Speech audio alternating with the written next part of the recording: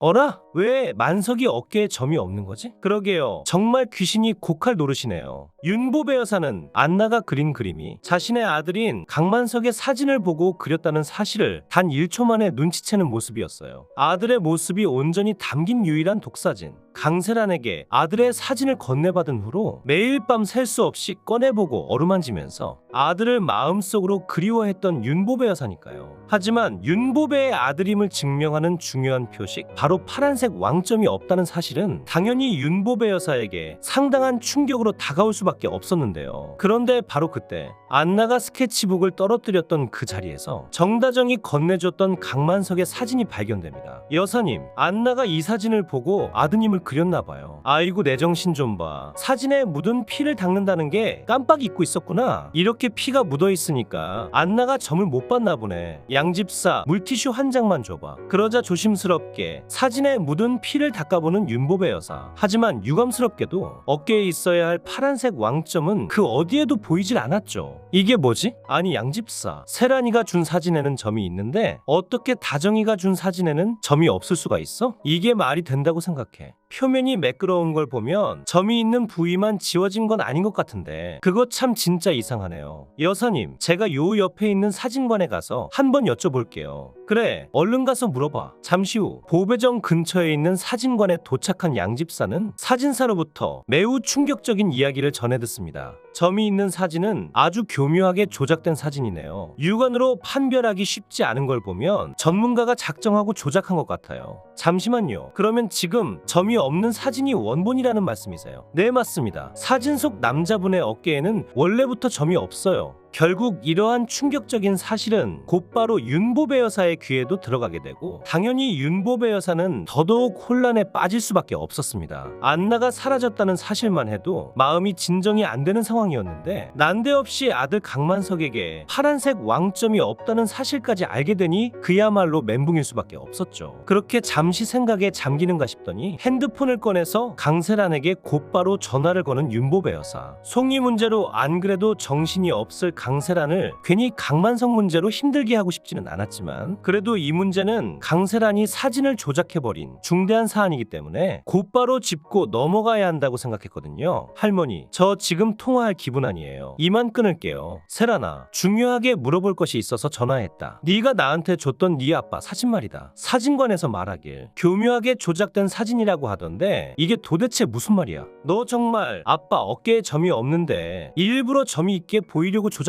거야. 그 순간 강세라는 순간적으로 정신이 번쩍 드는 기분을 느꼈어요. 왕점이 없다는 사실이 들통나면 그냥 빼도 박도 못하고 그동안 사기를 쳤다는 사실이 고스란히 들통나게 될 테니까요. 하지만 강세란도 산전수전 공중전까지 다 겪은 막장 중에 막장인 인간인데 이대로 허무하게 거짓말이 들통나서 감방에 들어갈 생각은 추호도 없었습니다. 아, 그거요. 아빠가 살아계실 때 어깨에 있는 점을 빼셨는데 괜히 할머니께서 오해하실까봐 제가 일부러 그려놓은 거예요. 아빠는 원래 점이 있었다고요. 아, 그렇게 된 거야? 진작 나한테 말해주지 그랬어. 유전자 검사까지 했는데 점이 없다고 내가 난리를 치겠니? 그렇게 강세란과의 통화는 아무런 진전 없이 마무리되고 윤보배 여사는 다행히 별일 아니다 싶어 사라진 안나 문제로 관심을 돌리는데요. 하지만 날이 저물고 밤이 되자 집무실에서 아들의 사진을 들여다보던 윤보배 여사에게 한 가지 의문점이 생기고 있었습니다. 그것은 바로 신덕수가 죽기 전에 왜 강만석의 사진을 손에 꽉 쥐고 죽었느냐는 것이었죠. 신 씨는 왜 만석이 사진을 꽉 쥐고 있었을까? 정말 세란이 말대로 만석이가 점을 뺀 것일까? 생각하면 할수록 석연치 않은 구석만 늘어나고 있었는데요. 결국 윤보배 여사는 다음날 날이 밝자마자 양집사를 불러서 조용히 말합니다. 양집사, 오늘 세란이가 왕회장 집에서 짐 싸들고 여기로 들어온다고 했으니까 세란이 오기 전에 세란이가 쓰던 칫솔 있지? 그거 챙겨서 유전자 검사 좀 의뢰하고 와. 다른 건 모르겠는데 신씨가 죽기 전에 사진을 꽉 쥐고 있었다는 게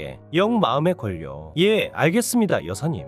그렇게 윤보배의 비밀 지시를 받은 양 집사는 천혜자의 눈을 교묘하게 피해서 강세란의 칫솔을 챙기는데 성공하고 윤보배의 머리카락과 함께 조용히 유전자 검사를 의뢰하는데, 그런데 오마이갓, 검사 결과는 충격과 공포 그 자체였습니다. 윤보배와 강세란은 32개의 유전자에서 그 어떤 유전자도 공유하지 않는, 한마디로 피가 한 방울도 섞이지 않은 생파남이었던 것. 아니 설마 했는데 어찌 이런 일이 어떻게 나한테 이럴 수 있어. 너무 큰 충격을 받은 나머지 순간적인 쇼크로 윤보배 여사가 그 자리에서 의식을 잃고 쓰러지게 되고, 보배정의 분위기는 그야말로 아수라장이 되고 말았는데요. 그렇게 얼마간의 시간이 흐르고 간신히 의식을 되찾은 윤보배 여사는 강세란에게 왈가왈부할 필요 없이 그냥 곧바로 경찰에 이 사실을 신고하기로 합니다. 더 이상 강세란과 천혜자, 두 악마 같은 모녀와 말 한마디조차 섞는 것이 소름이 끼치고 괴로웠기 때문이죠. 결국 강세란과 천혜자는 송이 문제로 충격이 채 가시지도 않았는데 뜬금없이 사기를 쳤다는 사실이 들통나면서 비참하게 경찰에 체포되고 마는데요. 그런데 바로 그때 윤보배가 입원해 있는 병실로 정다정이 모습을 드러냅니다. 여사님, 요원 씨한테 얘기 다 들었어요. 강세란이 여사님 손녀가 아니었다면서요. 내가 어리석었어. 이 다음에 죽어서 저승에 가면 무슨 낯으로 아들을 볼 수 있을지 내 자신이 너무 한심스럽구나. 그런데 여사님, 어떻게 세란이가 손녀가 아니라는 걸 알게 된 거예요? 2년 전에 유전자 검사까지 하셨다고 들었거든요. 저번에 다정이 네가 줬던 사진을 안나가 그림으로 그렸는데 어깨에 왕점이 없는 거야. 때마침 사진에 피가 묻어 있어서 피를 지워봤는데 파란색 왕점이 없더구나. 아드님 어깨에 파란색 왕점이 있었다고요? 그 순간 정다정은 일전에 신덕수가 살아있었을 당시에 파스를 붙여주면서 왼쪽 어깨에 있는 왕점을 보았던 사실을 떠올렸습니다. 보통 사람들에게는 잘 찾아볼 수 없는 굉장히 큰 점이라서 파스를 붙여드리면서도 정말 신기하다는 생각을 했었거든요. 여사님, 혹시 아드님 어깨에 있다는 그 왕점이 어느 쪽 어깨에 있었던 건지 여쭤봐도 될까요? 왼쪽에 있었어. 그게 나와 내 아들을 연결해주는 유일한 증표지. 맙소사, 아니 어떻게 이런 일이. 저희 아빠도 왼쪽 어깨에 점이 있었어요. 뭐라고? 그게 사실이야. 윤보배 여사는 순간적으로 온몸에 소름이 돋는 기분이 들었습니다. 너무 늦게 깨달아버린 진실. 사랑보육원에서 자랐고 어렸을 때 엄마에게 버림받은 55세의 남성. 그렇습니다. 그렇게 가까이 두고도 몰랐는데 그제서야 진짜 아들이 신덕수라는 사실을 알게 된 것이죠. 그러자 정다정의 손을 잡고 하염없이 눈물을 흘리는 윤보배 여사. 정다정 또한 이렇게 가까이 두고도 이제서야 할머니를 찾았다는 생각에 닭똥 같은 눈물을 흘리고 있었는데요. 하지만 윤보배 여사는 신덕수가 자신의 아들이 아니길 간절히 바랬어요. 죽기 전에 따뜻한 말 한마디라도 하고 보냈다면 몰라도 그것도 아니었고 오히려 강만석을 죽게 만들었다는 생각에 보배정의 처음 들른 손님보다 못한 대우를 했던 윤보배 여사잖아요. 갓난아기인 아들을 보육원에 가게 만들고 그것도 모자라 두 번 다시 보배정에 찾아오지 말라고 거의 쫓아내듯 아들에게 또다시 상처를 준 것이 사실이라면 그야말로 윤보배 입장에서는 온전한 정신으로 살아갈 자신이 없을 만큼 엄청난 충격일 수밖에 없었죠. 그리고 마음 한편으로는 이미 죽어버린 신덕수가 자신의 아들이 아니라 어딘가에서 아들이 멀쩡히 살아있길 바라는 마음도 있었는데요. 하지만 윤보배 여사에겐 유감스럽게도 양집사에게 부탁한 정다정과의 유전자 검사에서 99.9% 일치라는 결과가 나와버렸습니다. 신덕수가 자신의 아들이라는 사실이 100% 확실해지는 순간이었죠. 정말 미안하다. 덕수가 내 아들이었어. 하늘도 무심하시지. 이를 어쩌면 좋을꼬. 아이고